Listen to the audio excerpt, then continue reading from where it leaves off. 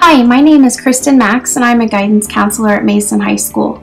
On behalf of the guidance department and staff of Mason High School, I'm happy to introduce you to the registration procedures for the 2013-2014 school year.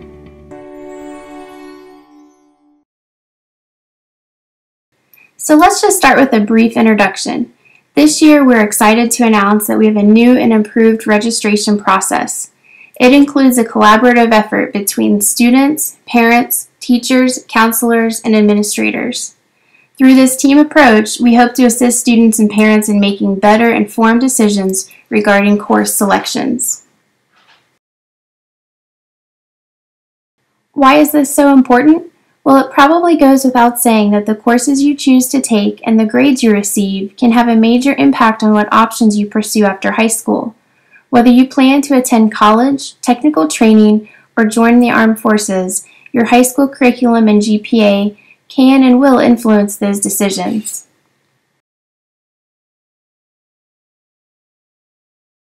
We are fortunate to have many resources available to assist you in the registration process.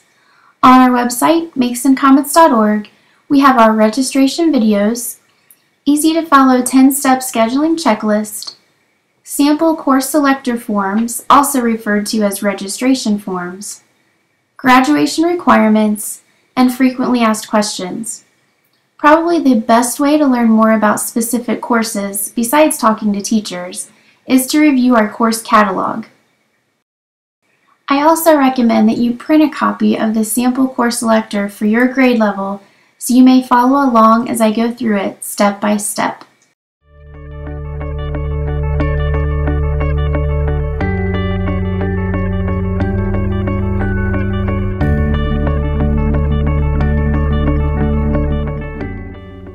Step 1. Filling out the header information.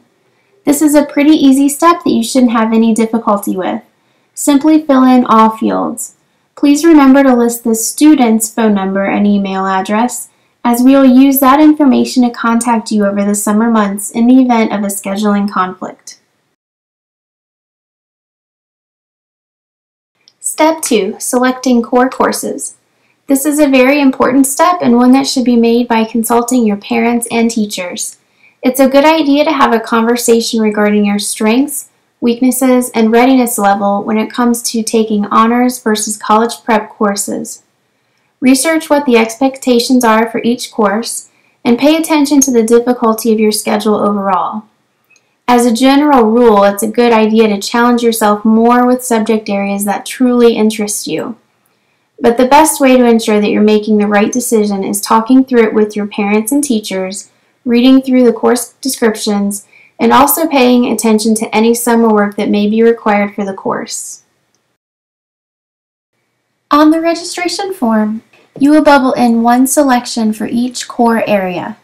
The blocks column indicates the number of trimesters the course is scheduled, or in other words, the number of courses you will be taking. With 5 courses per trimester, there are 15 blocks per year that need to be filled. For example, AP American History A, B, and C would be scheduled over 3 trimesters. AP Psychology A and B would be over 2 trimesters, and Economics would be 1 trimester. Also, please don't forget about other graduation requirements like ECA, financial literacy, health, and physical education. If you plan to submit a PE waiver, please bubble in the appropriate selection so we may better track graduation requirements. Step 3. Completing the elective section. This part of the scheduling process can be a lot of fun because you're able to choose from a wide variety of courses that may interest you. From business courses to performing arts, we have many options. Some things to keep in mind: 1 credit of fine art is required for graduation. And while foreign language is not a graduation requirement, at least 2 years of a foreign language is typically required for admission into most 4-year colleges and universities. As you choose your electives, please do your research by reviewing the online course catalog, as it will give you a detailed description of each course. It's never a good idea to choose a class simply based on its name or because a friend is signing up for it. Remember to make informed decisions and pay attention to the number of blocks you're selecting. Step 4. Obtaining teacher signatures and feedback. While we have always encouraged students to discuss course selections with their teachers, this step is absolutely critical in assuring correct placement. Your teachers are in the best position to evaluate your readiness level and moving on to more challenging courses. Having the discussion with your teachers about course selections will enable you to make informed decisions, thus reducing scheduling error and misplacement. Although not all courses require a teacher initial, we still strongly encourage students to reach out to all teachers and discuss course requests, even for electives. Step 5. World Language Mandatory Alternate. If you have chosen American Sign Language, German, or French as your first choice world language, we also ask that you choose a second option in the event of a scheduling conflict. While we will make every attempt to get you your first choice, occasionally courses do fill up and/or result in a scheduling conflict. Please note that Spanish and any second-year languages do not require an alternate selection. In this example, the student has chosen French 1A and 1B as their first choice and indicated Spanish 1A and 1B as their alternate choice. Rather than bubbling in a second option, we ask that you actually write in the name of the course as indicated.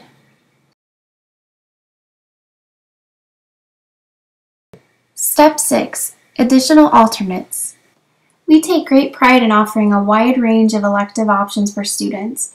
However, creating a master schedule for over 3,400 students does not allow much room for error, and upon occasion, the demand of certain classes outweighs the number of seats available. Likewise, course offerings may overlap and cause scheduling conflicts. While every attempt will be made to ensure you receive your original schedule, we ask that students list at least 5 alternate course selections that may be used in the event of a scheduling conflict. Remember that these courses will not be used unless there is a problem with the original request. That said, please be sure that you are also making informed decisions regarding alternate courses, as it is possible they may appear on your schedule. Step 7. Counting the blocks. Review your registration form and all selections. Count your total number of blocks, not bubbles. Your total block number should be exactly 15. Step 8. Student signature. Students are required to sign the back of the registration form. By signing, you understand that it is your responsibility to ensure all graduation requirements are met and that you have scheduled the appropriate classes. Please be aware of our drop add policy as well. Schedule changes will only be made in the following circumstances. Either you're missing a graduation requirement, you have incorrect class sequencing, or you're scheduled for fewer than 5 courses per trimester. Unfortunately, we can no longer accommodate elective changes. This is why it is so imperative that you make informed decisions regarding your course selections ahead of time. If you aren't sure what a class is about, reach out to the teachers or counselors to find out more information. Also, research the classes through the Mason High School course catalog available on the registration website. Step 9 is parent signature. We also ask that you consult with your parents on your course selections and have them sign the back of the registration form as well. This step is required before you turn in your form.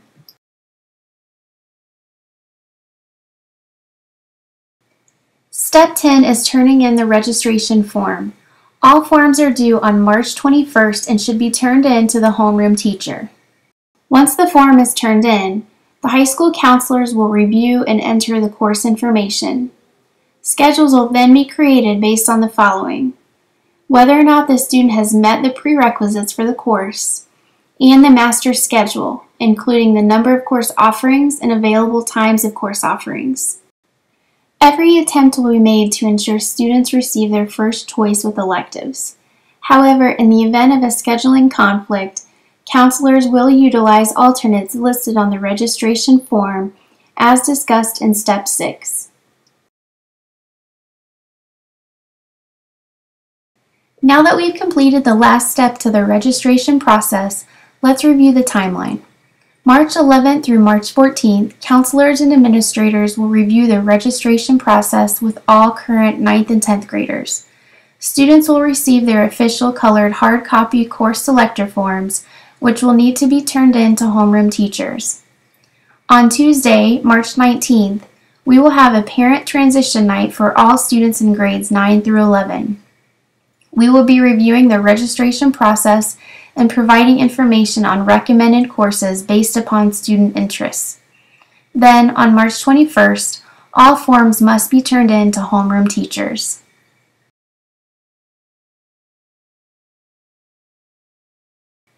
We understand this is a lot of information and you may have many questions. We ask that you visit our website, MasonComets.Org, as we have created several resources that can help you as you go through the registration process. For answers regarding student readiness level and placement recommendations, please contact your students' teachers. Also be sure to attend the Parent Transition Night on March 19th. You may also reach out to the high school counselor should you have any specific questions regarding your son or daughter.